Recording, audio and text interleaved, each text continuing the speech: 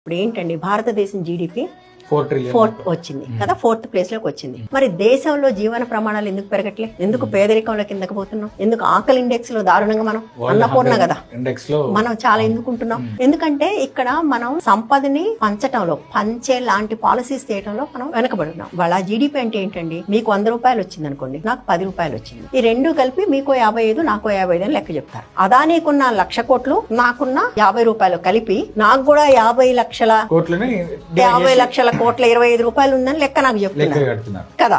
అది ఏం రకమైన జీడిపి జపాన్ మనకంటే వెనక్కిపోయిందని. ఒకసారి వెళ్ళి చూడండి జపాన్, వాళ్ళ స్టాండర్డ్ ఎట్లుంది. వాళ్ళు ఒక్క అమ్మాయి కోసం కూడా రైలు నడుపుతారండి చదువుకోవడానికి. మనం ఏం చేస్తున్నాం? చదువుకునే వాళ్ళకి బస్సులు కూడా వేయలేం మనం. అంటే ఈ జీడిపి అనేది ఒక పెద్ద మాయ. ఇవి చూపించి ఈ మాటలన్నీ కూడా వెస్టర్న్ కంట్రీస్ ప్రపంచాన్ని దోచుకోవడానికి కనిపెట్టిన మోడల్స్ ఇవి.